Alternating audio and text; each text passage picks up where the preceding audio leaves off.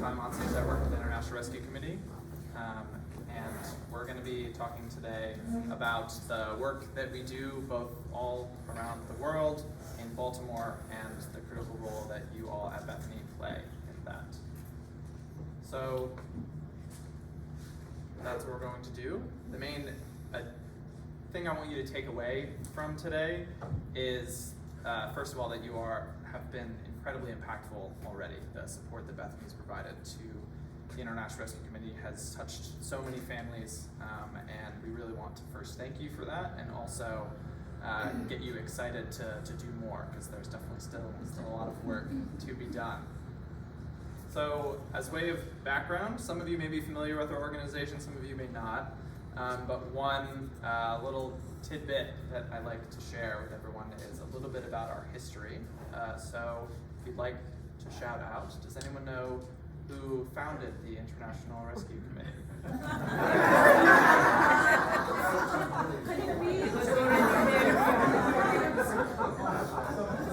Any subliminal guesses? You don't have to be Einstein to answer that. Yes. So, the IRC was founded by Albert Einstein. As a follow-up question, this won't be on the slide. Any guesses as to why? Or, he's not necessarily known for this organization, so what is his connection to this? Yes?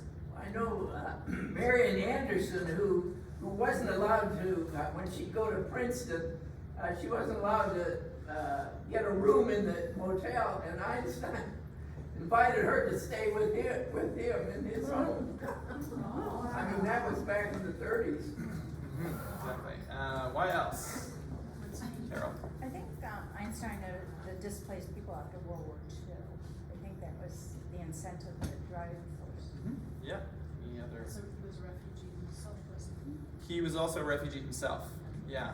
Albert Einstein fled his native Germany in 1933, the same year that Hitler rose to power in that country.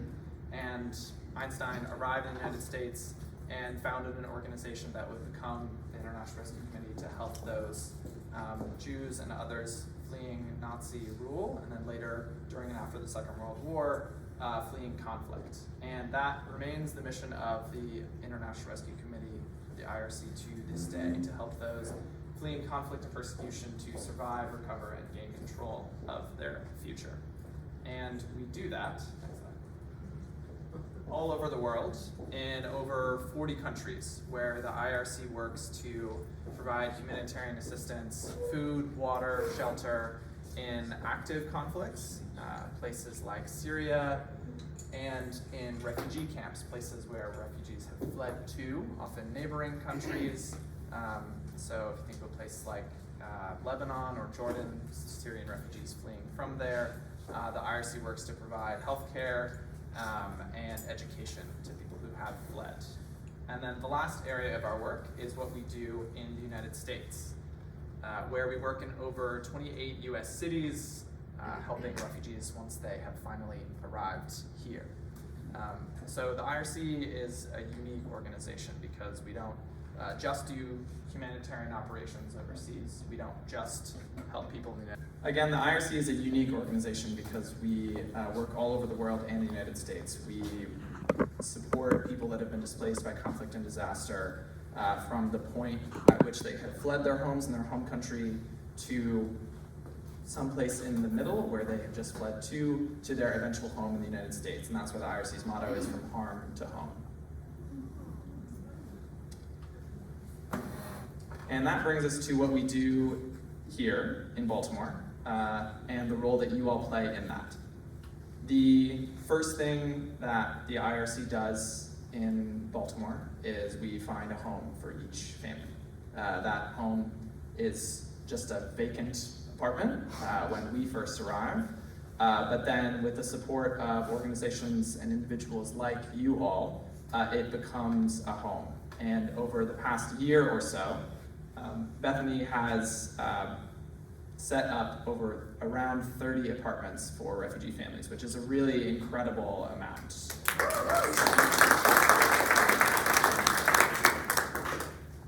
Which, one of the huge benefits of that is financial, obviously. Every family, when they first arrive here, gets a certain amount of guaranteed money from the federal government, but it's a very small amount. It's about $1,100 per person. And that is meant to help them get through the first few months of their life here, to pay for rent, security deposit, groceries, getting their kids in school, school supplies, phones, everything that they might need until they get a job and can start providing for themselves. And obviously that's not enough. $1,100 doesn't last for very long. And one of the huge benefits of this project, this initiative that we have with you all, is the less that we have to spend on furnishing their apartment, the more we can actually give them directly. So without your help, we have to spend essentially the family's money to get the couches and the bed frames and all of those things, but we don't have to do that. And so this program, this partnership with you all, literally puts money in our families' pockets to allow them to use it as they know they need to. And the last really critical element of this partnership is the IRC serves about 500 to 600 individuals each year, new refugees in the Baltimore area. That's about 200 families, and that's, a lot of days of the year that we're setting up an apartment for a family almost every single day. And Parisa and her team do an incredible job, but they're small. We're not a big organization in Baltimore. And because of that, and because of the limited funding that we have to set up these apartments, the homes that our team provides, they're the basics.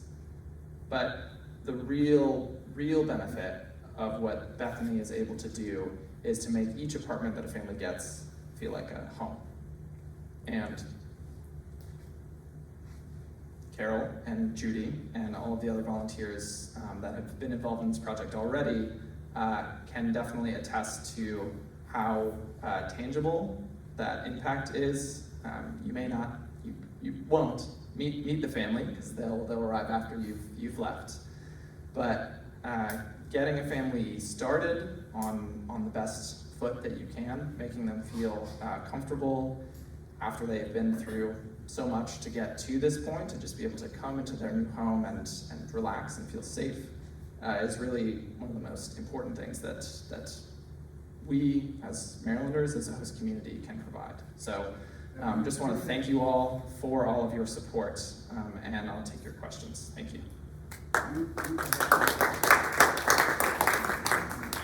Obviously, families are going to need ongoing services of some type.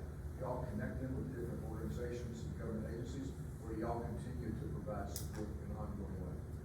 So we continue to provide support for the first few months and years after families have arrived. So it starts with housing, but then when a family first gets here, we pick them from the airport and take them to that apartment, and they're assigned a member of our team who will be helping them for the first few months. A caseworker that's really directly in contact with them. That person's responsible for taking them to get health insurance, to get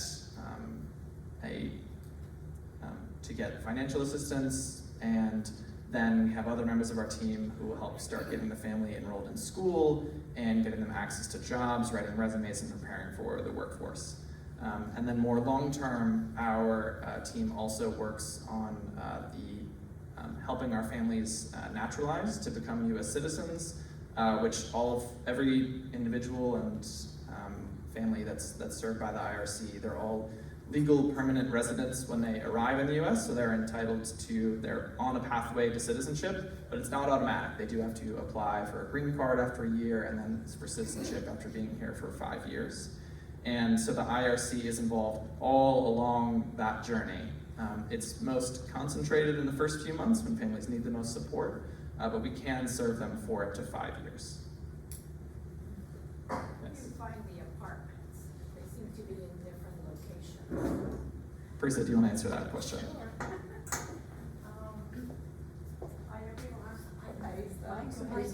Oh, okay.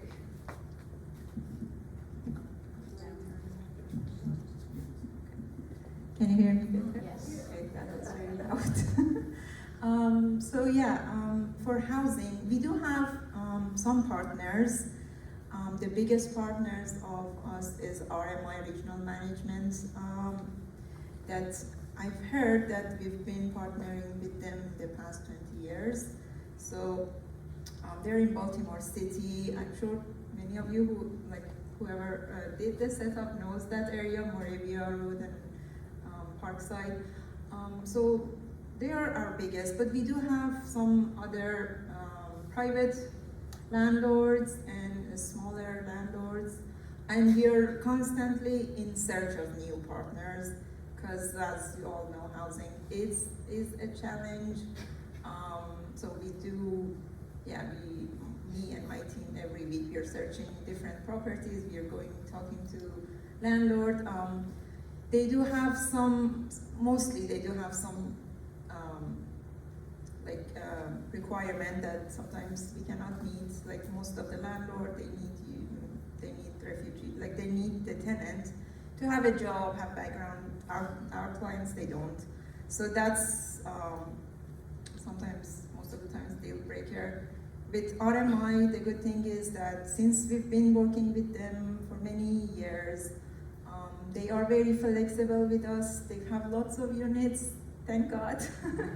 Makes it always a little easy, because I usually let them know, like, for next month, I'm gonna have this many families, as much as I know, because sometimes there are some very short notice arrivals, but sometimes we do have few weeks notice, which is nice.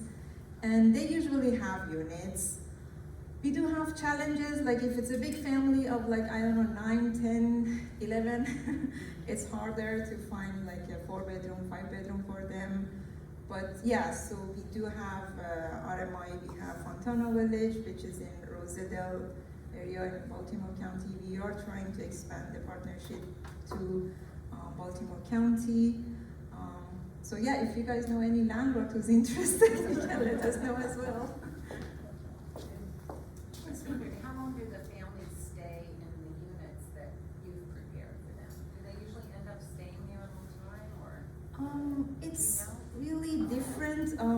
We do encourage them to stay. So the good things with this partner that we have is that they are flexible. So they have two lease. It's month-to-month lease or whole year lease.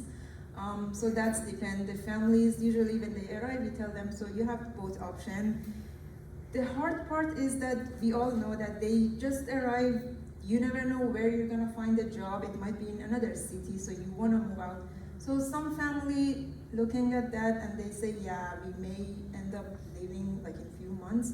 So they mostly sign the month-to-month lease. But there are families that know that even if they want, they probably will not be able to leave soon, so they sign the 12-month lease. And the good thing is, like, the 12-month lease, the rent goes down 10%, the month-to-month lease is higher. So anyway, those are the things that we explain everything to the family before they sign the lease, and they decide kind of. But again, the good things with this partner, this is specific, our biggest partner, is that they are flexible. Even if the family sign a whole year lease and they still end up leaving sooner, we're still able to work around it and like find another family to come and take the unit and all that. So it's working almost good. I have two questions. One for you, when you were talking about the pad, when the refugee comes, the pad. So when they come, do they come as, what's it called, asylum? Do they get asylum before they get the green card or what? Or, because coming as refugee, I want to assume they're coming on immigrant visa, right? And what was your second question? So we can. Well, the second question had to do with the housing. Okay, sure. Yeah. So most of the families that we serve that are connected with housing through you all are refugees. So that's legal status, just like asylum. It's slightly different. The main difference is where you're applying to become a refugee or asylum. When you seek asylum, you're often in the country already. So for refugees, the families that we are putting into apartments in the Baltimore area, They're likely living in a refugee camp somewhere else in the world, and then they apply and they're designated by the United Nations as a refugee wherever they are. So they have that status before they arrive, and it's a legal status just like asylee. It comes with the same benefits and then a pathway to citizenship. But it take a year to get the green card, is that what you said? Yes, once they arrive. Yeah. Can they work right away? I Yes. guess, just to follow up on that, so I'm thinking with the working status, right? Because they're expected to start working, so do they get like a work permit or temporary thing that they're used to work or something? Yes, so as soon as they arrive here, that refugee or asylee status enables them to work, yes, immediately. Yeah, and with the housing thing, I'm sorry. So if somebody has settled in a house and is expected to find employment, right? And they don't find employment and their money runs out, then what? How does the rent get paid? How do they continue living in that unit? Wanna take that one? So we do have, as Kyle mentioned, we do have different departments. So we have employment department. They are starting from the day one to help them find a job. But yeah, of course, there are times that it's not possible to find the job in a few months, and we do have other programs. Their caseworker will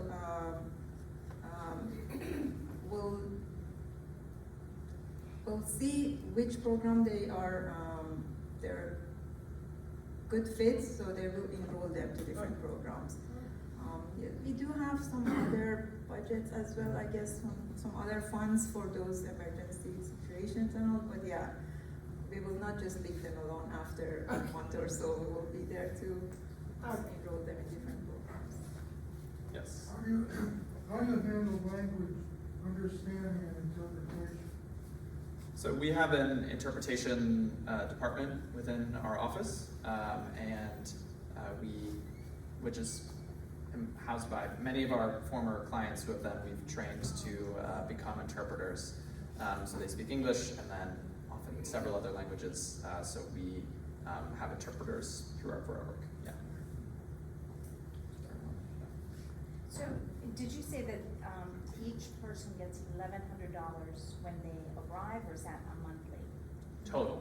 Total, okay. Yeah. And then what is the ballpark of rent for an apartment? Like a 1-bedroom, a 2-bedroom, a 3, just to kind of understand what their expenses are. So again, our partner RI, the rent is very good. So for a 1-bedroom is 900, around 900, 2-bedroom 1,100, and 3-bedroom or townhouse between like 400 to not 400, 1,400 to 16. So yeah, but I mean there are other the Rosedale area. It's higher. It's a townhouse, 2-bedroom townhouse, but it's like now it's 1,700, which is not really ideal. So that's why we're not gonna place many more families there. But yeah, that's another challenge that we're trying to find partners who are affordable, sanitary, and safe. And they receive food stamps when they come in? Yes, so that's like another program that, another services that like our caseworker, they'll enroll them, they'll apply for them for food stamp, cash assistant, medical, so that's it, yeah, that's another part of the job. So most of, is it, and it's done by debit card? Is that how they typically show by money is loaded on a debit card? So for food stamps, yes, it'll be preloaded each month based on their family size and income. Just a clarification. Sorry, get to you first. So- then, yeah. IRC is considered an NGO, Yes. and where do you get your funding? So about 70% of the IRC in the U.S. Our funding varies based on where we're working, but in the United States, about 70% comes from the federal government. So we receive funding from the State Department and a few other federal agencies. the State Department is the biggest one. That's where we get that $1,100 from that goes to each family that we administer to them. And then the remaining 30% we raise from local foundations or donors. Yeah. Just a clarity, the $1,100, is it per family or per individual? Per individual. So if you're a family of 4, you get $4,400 approximately. Yeah. Yeah. I have a question. How does the process work? If I were a refugee in Afghanistan in a terrible situation, how would I get over here to the U.S.? What would the steps be, and how long would it possibly take? Yes. So refugees, once they flee their home country, the first step is to apply for refugee status, which they do through the United Nations. So that's like typically in a neighboring country. If you're Afghanistan, it would likely be Pakistan or Turkey or another neighboring country. And then you apply, and then to be resettled in a third country. So the IRC, or the United States being a third country, the second country being wherever they currently are, not Afghanistan. And what happens then is the US government will get involved to screen and vet them. So the Department of Homeland Security sends its officers around the country or around the world to vet refugees, that they're claiming persecution, and the reasons that they fled. And then we also the US government does a pretty intense medical screening prior to the family being allowed to come to the United States. And that whole process, the shortest it can take is about a year. The longest it can take is decades or longer, depending on the area of the world that you live in that may have fewer resources available to refugees, or another huge factor is the political situation in the United States. That is the number of refugees who are admitted to the country each year is determined by the president. So whatever the president decides that total number is going to be, all of the millions of refugees around the world, it'll take a lot longer if we can admit a lot fewer. What is the current number? 125,000 Per year? per year, correct? Yeah. How many other countries are accepting refugees? There's about 30 countries around the world that accept refugees through this kind of formal process that I'm describing. The US accepts the most at this time. However, big kind of caveat here, there's a lot of countries like Turkey and countries that neighbor conflict where millions of refugees live. They're not kind of formally being resettled as they are to the United States.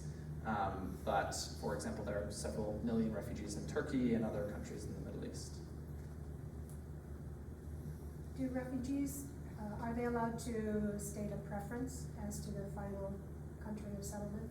Yes. So when a refugee is applying to come to another country, they can include in their application if they know someone who lives there, either in a country or in a specific place in the United States, for example. And 10 times out of 10, if they have a family member that like lives in the Baltimore area, they're probably going to end up in Baltimore.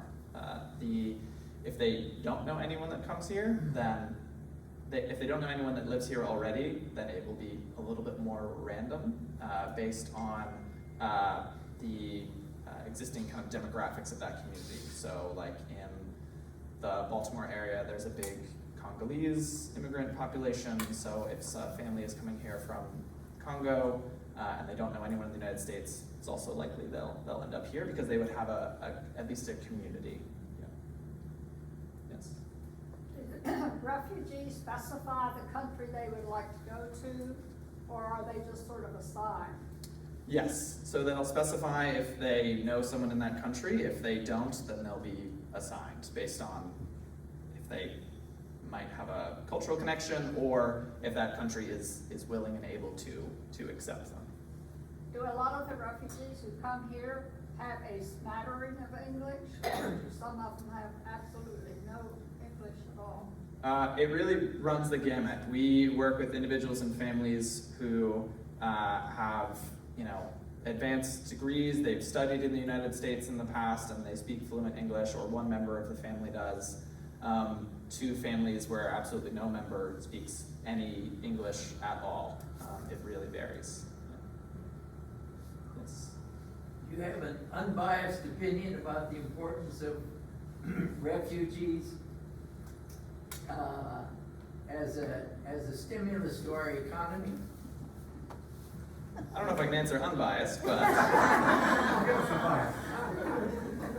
but yes, I think refugees and immigrants in Baltimore especially are a huge driver of the economy in a post-industrial city that is shedding workers. The influx of people with a variety of skills and a variety of experiences we've seen has been a really huge boon to a lot of the employers that we work with. You said that you kind of emphasized that they are legal refugees. I mean, the whole political thing too. And there's illegals that are coming over. Do you have does that affect your agency? Between the legal and illegals coming into the country? So because the funding we receive a lot of it comes from the federal government, we sign a contract with them, and we can only provide services to individuals that have legal status in the country. The map you showed at the beginning of the United States and where it was settling people seemed rather limited to me. I mean, I can imagine the reasons that would be, but why don't you give the real reasons? Sarah, could you go back to the U.S. map? So these states that are outlined in yellow, that's the locations where the IRC currently has offices. It's 28 cities, don't know how many states it is, but the International Rescue Committee is not the only organization that resettles refugees in the US. That's the main reason. So there's 10 nonprofits like the IRC being one, who resettle refugees all over the country. So just because we don't work in the entire upper Midwest, there are other refugee resettlement agencies that do. So in every state except Wyoming, refugees can be and are resettled. Do they receive government money, those nonprofits? Yes. If they're resettling a person? Can you give us a couple of names of such nonprofit organizations? Yeah, so most of them are faith-based. The IRC is one of, if not the only, non-faith-based resettlement agency. So there's Catholic Charities, there's Lutheran Social Services, there is there's 7 others. Yes, there's a Jewish organization called HIAS, and one called World Refuge. Yes. Thank you. Any United Methodist? Encore? I don't know if there's a National Methodist one. I'm not sure. I don't know if Encore is settling refugees, but Encore helps in disaster. So Encore may go to where refugees are and help in that situation, but I don't know if maybe some other coalition. We've responded with Lutheran International Relief Yeah, Services. yeah. We helped, I think, just recently with some folks who were brought in and they needed some furniture supplies. So we helped out, and we've worked with Lutheran Relief Services. So for IRC, what are your big needs now in your Baltimore office? What are you, we've heard you need caseworkers. So if any of you, we've got some retired folks here, if you need a new job, they're looking for caseworkers. What kind of things are really critical right now? And I guess we're looking at an election too. Do you think you're going to have are you looking for a lot more refugees this year before the election? So that's a bit Just a beyond our, we don't have a lot of impact on the kind of macro scale. The most important, the biggest issues that we're facing in Baltimore is our families being able to live safely and pay their rent, frankly. It is really the basics. So the best way that you all are doing to help that already is kind of giving them a leg up by saving them some money in the first few months so that they can spend that on their rent instead of us spending it on their furniture. What about transportation? That always seems to be a big, I mean, there are people who want to work in their jobs, but they're, you know, across town or some other location. How do you, are they successful and are they located near bus lines, or how does that play out? So yeah, again, our partner in Parkside, RMI, the good thing is that, yeah, they are near bus, and we do have bus training, bus orientation for clients as well. We take them one day, and I think we also provide bus tickets or bus passes for them for like a month or so. And so yeah, we show them how to get on the bus, how to download the app, how to do all that. And yeah, we try, that's one of the criteria that when we are looking for a partner for a landlord, we see how far they're from public transportation, because that's really important. Locally and on a national basis, do most of these folks end up finding some kind of employment within a reasonable period of time? Yes. So our goal, and we're pretty successful at it, is to have at least one member of the family find a job in their first 3 months. Can you speak to the mentoring program? The mentoring, you said? Yes. So the IRC in Baltimore offers a mentor program where we match groups of individuals from the community with a family who's recently arrived. And it's not focused on the kind of like immediate needs when they first get here. That's what we have, that's what our staff take care of. So the mentor program is more focused on the long-term integration and socialization of the families to help them improve their English, become more comfortable living in the Baltimore area, and make connections. Yeah. So it is a 6-month commitment. We will introduce you to a family, and then you will meet with them on average about once a week. People want to do more than that, they can, but that's what we ask.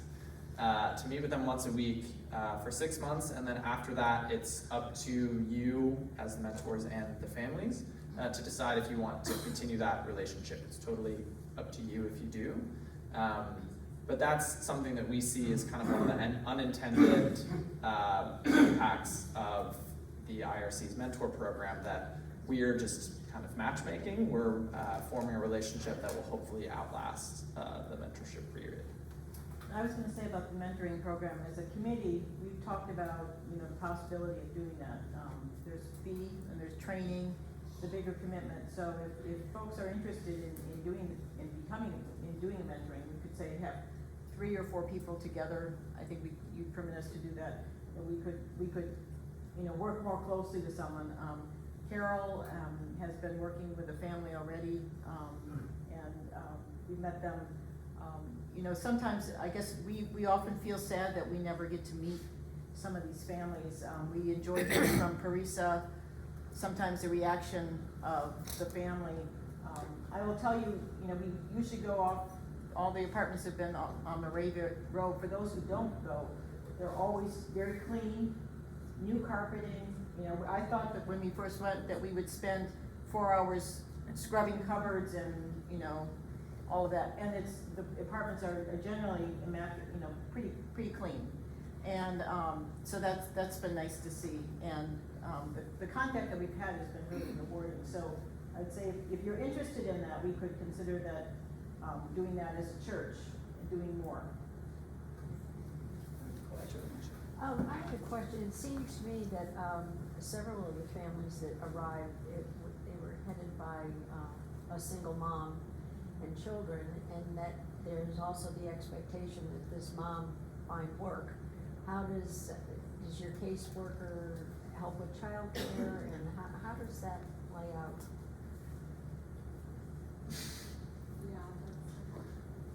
It's a tough one. So our caseworkers don't provide childcare at all. That's not something that our staff or that we would ask volunteers to do. The goal is for families like that we enroll all their school-age children in school as soon as they arrive. For any children that aren't school-age yet, we aim to help get them access to childcare through Maryland has a childcare voucher program that's incredibly bureaucratic, but that's something that our team works on with the goal of getting the mother or head of the household at least in English classes, with the goal of then getting a job. Yeah. I have a question. Sure. So when you bring these people to Baltimore, do you try to pick a place that doesn't have a lot of things going on, people getting hurt and stuff like that? Do you try to get them a better place? Yeah, so the first criteria that we look for in housing is safety. So we recognize that the context that brought these families here is a lack of safety, so the last thing we would do is want to put them in an unsafe situation. How many families are there presently in the Baltimore area, refugee families that you've located? I mean, So our office has been operating in Baltimore for about 25 years. I don't know if all the families have stayed in the Baltimore area, but since that time, the IRC alone has helped resettle about 16,000 people. People or families? People, individuals, yeah. that you're still supporting in some manner, shape, or form? If they came 25 years ago, they're probably supporting us more than we're supporting them. But typically for the first few months is the heaviest area of support, and then we can serve them up until they become U.S. citizens. And once that happens, they got a whole other array of benefits. They don't need us anymore. Yes, in the back. What countries mostly do they come from? Is it just a matter of So right now, the most common nationalities that we see are Afghanistan, Syria, and then a few Central American countries, Honduras, Guatemala, and El Salvador. So does Europe pretty much take care of their own refugee situations?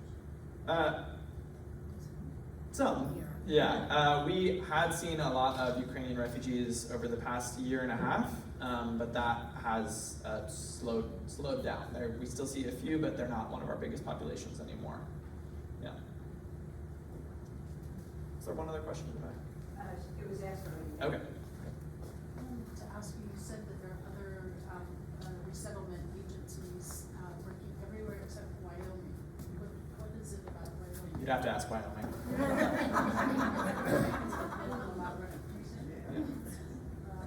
You said something about some process was so bureaucratic. What was that process? Getting childcare. Getting childcare? Yeah. Is that something that we could work with our representatives in the Maryland legislature to get that changed? Yes. Taking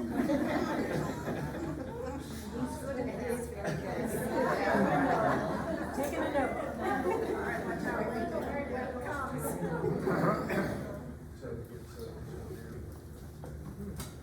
You had mentioned that the maximum number of refugees right now is 125,000 that are permitted to come in. What was the highest number that's been like in the past? That is the highest that it's been. The current administration has set the level of 125,000 each year since 2021. For context, prior to that, the administration previously had set the cap. It had reduced each successive year, but the last year in 2020, the cap was set at 15,000. 15, 1-5, yeah. And what was it before 2016? 110,000. 10, about 15, and then Correct. where do I have?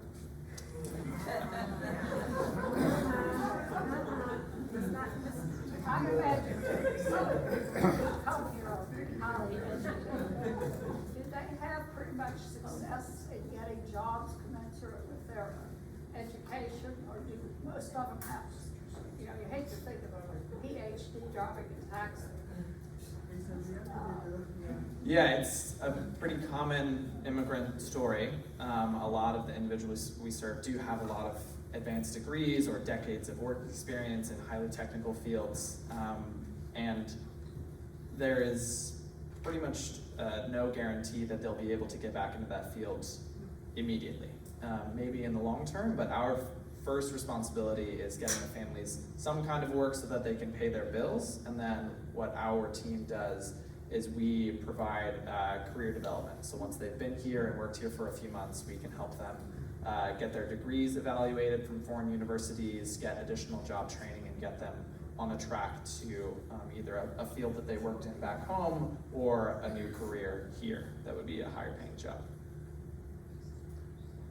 So if the goal is to have a family come and get a job and become self-sufficient, then does that set an age limit for who is coming in this way for older adults that are in?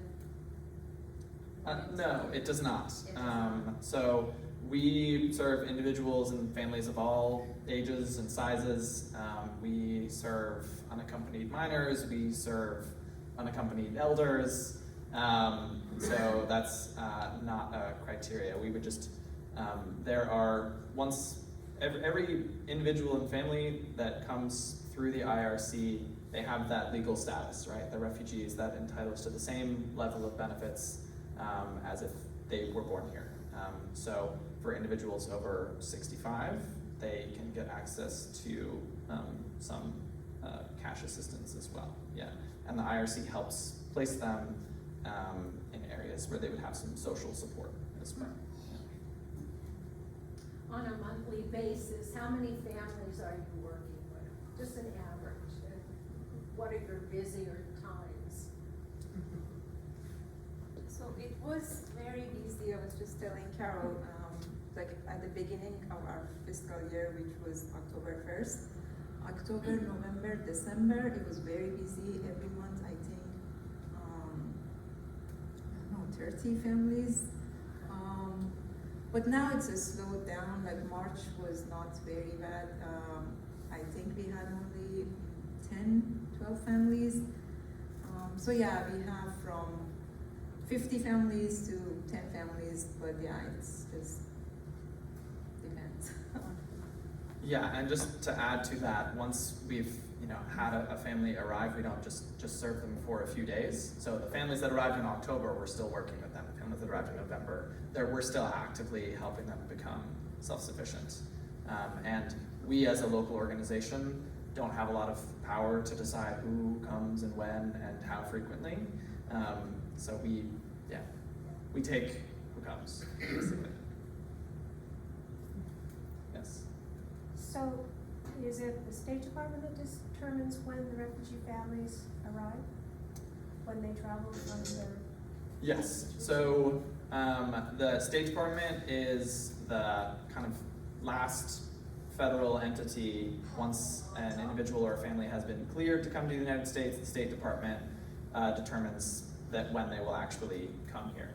And then they will coordinate with the local agencies to figure out where exactly they're going to go and which office, like in Baltimore, which IRC, are they going to go to the IRC in Baltimore, or are they going to go to another organization in Seattle, and they'll coordinate with us on their arrival. And we typically know about 2 to 3 weeks, if not more, that they'll be arriving. Are there other sites in Maryland other than Baltimore that are accepting IRC families? Yes, the IRC has 2 offices in Maryland, one in Baltimore and one in Silver Spring. So that serves the kind of greater DC area, Montgomery and Prince George's County.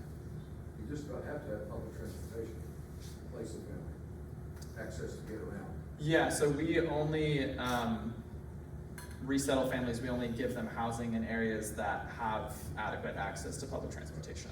Yeah. Did you get money October 1st? I'm sorry? Did you get money on October the 1st? It doesn't quite work exactly that way, yeah.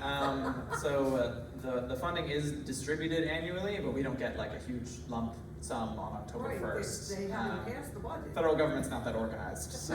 I know, I worked for them. Yeah.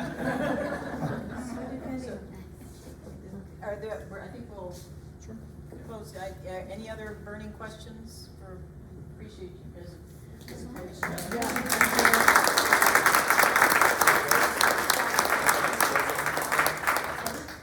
Closing. Yeah, okay.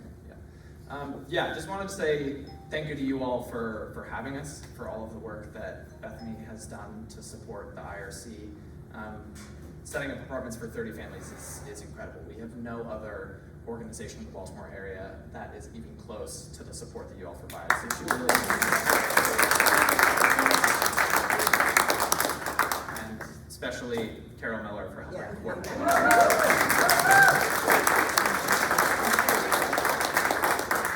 And Judy. Yeah. I'm just trying to keep up with Carol. So we are a faith-based community, so I wanted to close with a prayer and to pray for you all. We do appreciate when we are settling families that they may be Muslim, they may be Christian, they may be, they may be nothing. They may be, and it's been a pleasure to work with you guys. So let's close with a prayer.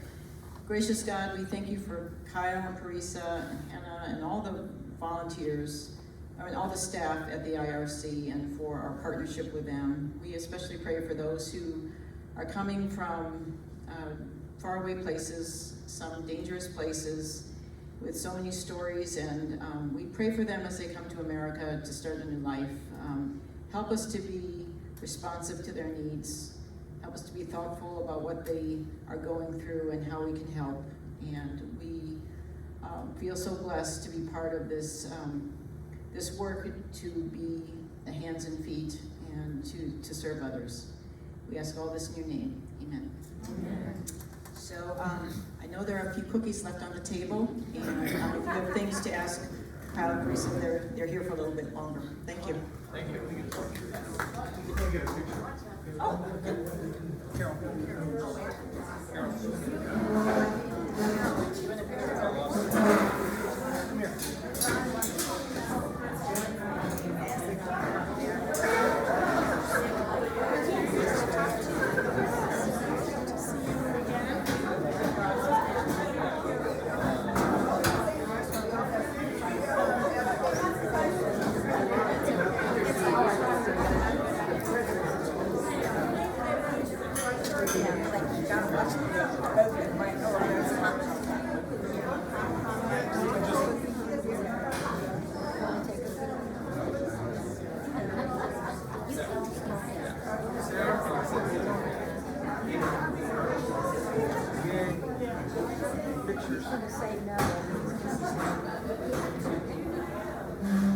It was great. Thank you. Yes.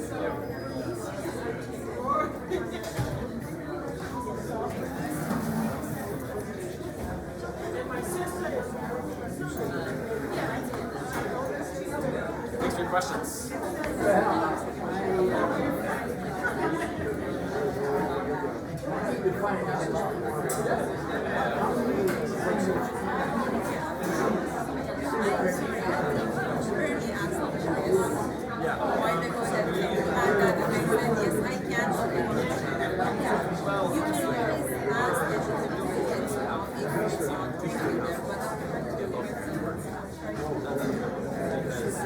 So